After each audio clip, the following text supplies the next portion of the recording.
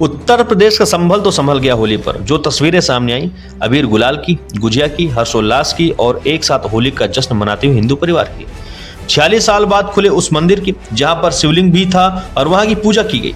जब ऐसी तस्वीरों से जब संभल का आमना सामना हुआ तो संभल के बाहर के लोगों ने भी कह दिया कि वाकई संभल तो संभल गया है। लेकिन लाख सतर्कता बरतने के बावजूद उत्तर प्रदेश के कई जिलों से ऐसे तमाम अराजक तत्वों ने अपनी अराजकता को फैलाने की पूरी तरीके से कोशिश की।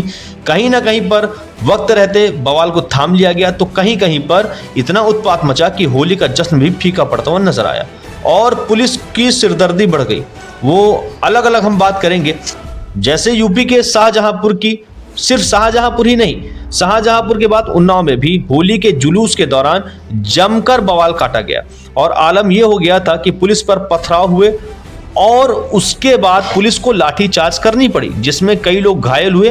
पुलिस पर एक्शन को लेकर के धरना भी शुरू हो गया।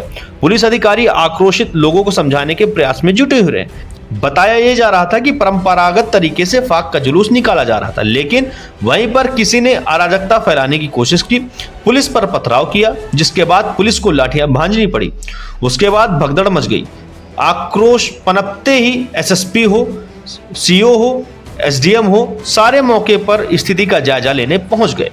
माहौल तनावपूर्ण था। माहौल को तनावपूर्ण देखता हुआ प्रशासन ने भी भारी फोर्स को तैनात कर दिया गया। दूसरी तरफ जिन अराजक तत्वों ने यह पथराव करने की कोशिश की थी या फिर माहौल को बिगाड़ने की कोशिश की थी, सीसीटीवी फुटेज के आधार पर एक एक को चुन चुन करके कार्रवाई करने की मांग की जा रही है और कुछ लोग यह मांग करते हुए धरने पर भी बैठ गए हैं कि उन पर कार्रवाई होनी चाहिए जिन्होंने अराजकता फैलाई है। फिलहाल प्रशासन इस वक्त बहुत ज्यादा परेशान है, क्योंकि एक तो होली का जुलूस जो शांतिप्रिय तरीके से निकलना था, शांतिपूर्ण रवैया अपनाया जाना था, तो वो नहीं निकल पाया और उसके ऊपर से लोग धरने पर बैठ गए हैं, क्योंकि जिन्होंने अराजकता फैलाई उनको जल्द से जल्द गिरफ्तार किया जाए, लोगों की ऐसी मांगे हैं।